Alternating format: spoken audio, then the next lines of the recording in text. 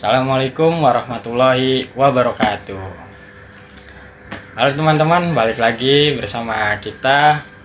Sebelumnya perkenalkan, nama saya Harun Gunarsya dengan akhiran NIM 136 dari kelas KPI 2D.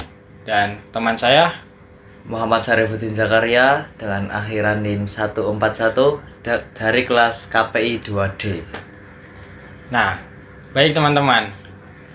Kali ini kita akan berbicara atau membicarakan terkait dengan keefektivitasan seorang dai di era sekarang. Iya, Mas Harun. Betul Gimana sekali. kelanjutannya? Cekidot.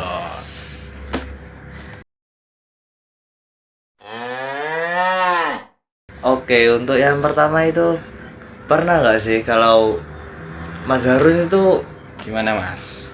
lagi scroll TikTok, IG atau medsos lainnya. Nah, di situ itu menemukan video-video tentang dakwah. Nah, di video tersebut itu mempunyai banyak viewers, mempunyai komenan-komenan yang banyak, tapi di komenan tersebut itu banyak perdebatan apa yang disampaikan oleh dai tersebut gitu loh. Oke. Cukup menarik ya Mas ya ini Mas. Iya. Soalnya kan banyak lah dai-dai kayak gitu, itu banyak komentar-komentar dari netizen yang kayak yang kurang setuju, ada yang pro kontra gitu loh Mas Harun.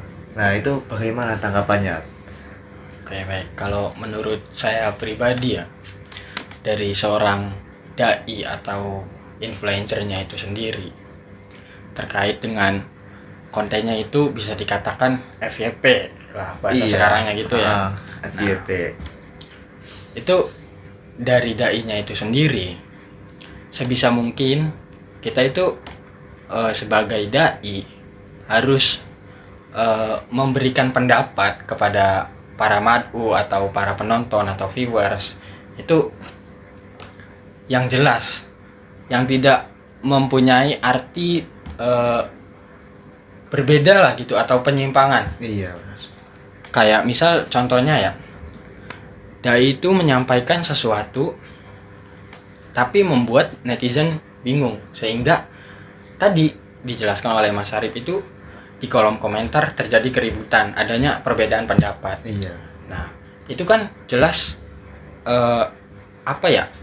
membuat kericuan gitu di dalam komentar tersebut. Seharusnya kan yang disampaikan oleh dai itu sendiri ya aturan orang-orang atau viewers itu langsung setuju dong, nggak ada perdebatan gitu Mas. Oke, Mas Harun. Kalau menurut saya pribadi ya seperti itu.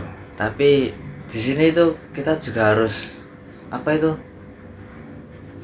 kita itu harus melihat gitu loh faktor psikologis seorang mad'unya. Kita itu harus kayak wah, kita itu Gen Z kok diberi diberi materi yang kayak gini, kayak katakanlah itu materi yang berat gitu loh.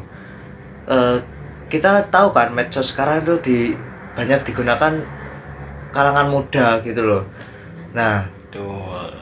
kalangan muda sendiri itu kan kayak susah menerima itu loh kalau langsung untuk langsung disuruh, beratnya kamu disuruh sholat, langsung kamu sholat, nanti kalau nggak sholat masuk neraka gitu kan.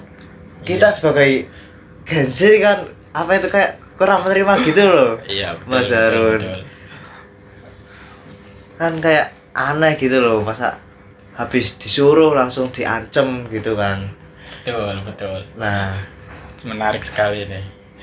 Jadi ya kalau yang seperti itu kasusnya yang dikatakan oleh Mas Ari, itu kita sebagai dai juga kan tadi melihat faktor psikologis. iya. Psikologis seorang mad'u ya kan. Nah, kita itu seorang dai ya Mas. Ini anggaplah kita itu dai ya.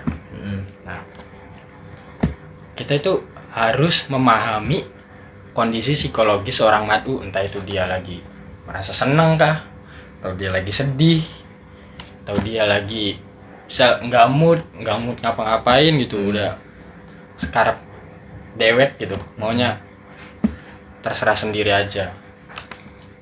Kita harus memahami itu. Jadi biar apa?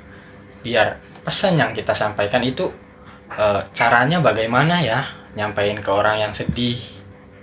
Misal masa iya nyampein pesan ke orang yang lagi sedih dengan marah-marah, pasti dia malah tambah sedih dong. Otomatis aturan kan kayak dikasih motivasi dulu. Nah gitu Mas Arif. Terus ada lagi Mas Arif, dari segi metode yang digunakannya itu seperti apa. Kita itu seorang dai berarti harus mempunyai metode yang dimana sebisa mungkin seorang mad'u itu bisa mempercayai kita gitu. Ya dengan cara apa? Ya pastinya apa yang kita sampaikan itu benar dong. Tuh. Mudah dipahami, mudah diterapkan. Nah, terus kalau balik lagi nih, kalau dari segi psikologis dan metode itu aslinya memang sangat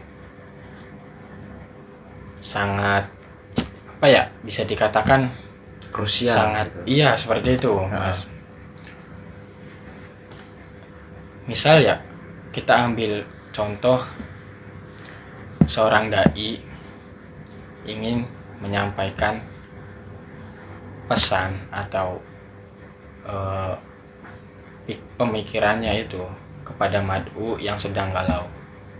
Nah itu kan di zaman sekarang nggak mesti langsung dong, kita lewat medsos juga bisa. Ketika ada orang yang scroll terus melihat video kita sebagai dai, kita menyampaikan pesan-pesan yang ada di dalamnya itu unsur-unsur motivasi gitu. Akhirnya kan menimbulkan suatu ketertarikan. Iya.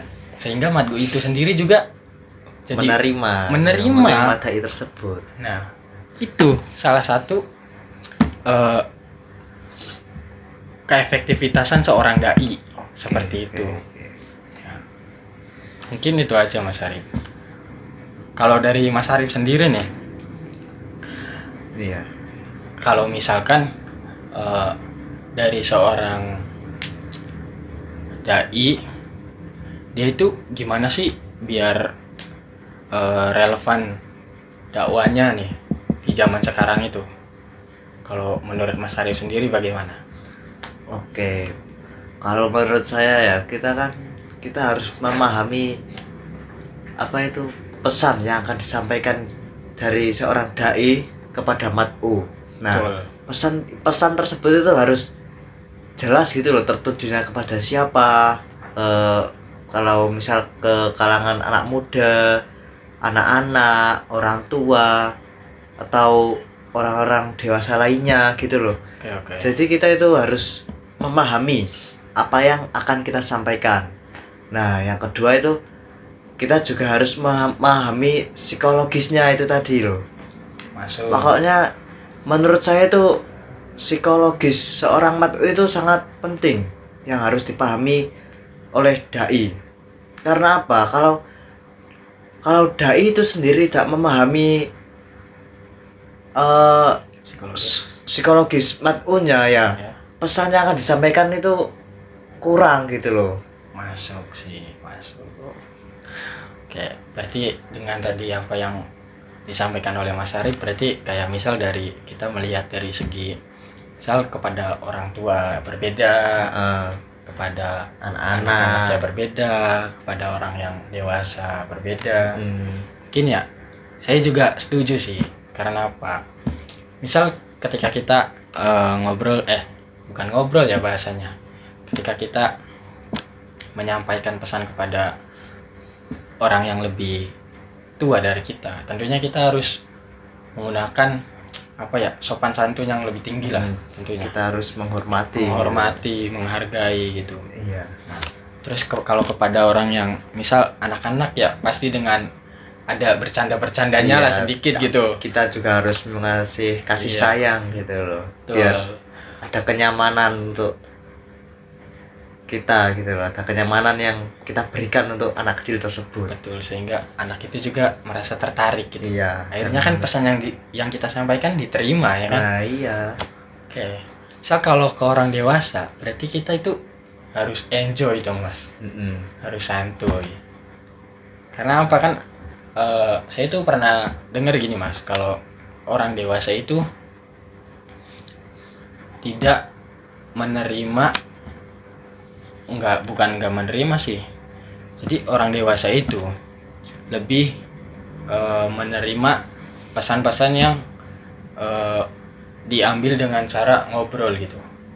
Karena apa? Karena ketika ngobrol itu pembahasannya mengalir gitu. Iya. Jadi bebas gitu berkreasi. Gitu sih mas. Oke. Ya kesimpulannya untuk pembicaraan kita kali ini itu simple ya mas. Simpel sih. Kita harusnya. itu intinya itu kita harus memahami pesan yang akan disampaikan, kondisi psikologis dai, mat'u, terus apa itu tadi? Ada dari segi metodenya. Metode penyampaian pesannya juga. Bagaimana? Ya mungkin itu saja pembicaraan kita kali ini. Betul mas Arif. Sekian dari kita. Kurang lebihnya mohon maaf apabila ada salah kata ataupun kata yang tidak pantas dari kita ya. Iya, mohon maaf sebesar-besarnya. Wallahul muwaffiq ila aqwamit thoriq. Wassalamualaikum warahmatullahi wabarakatuh. Terima kasih. Dan lama banget ya.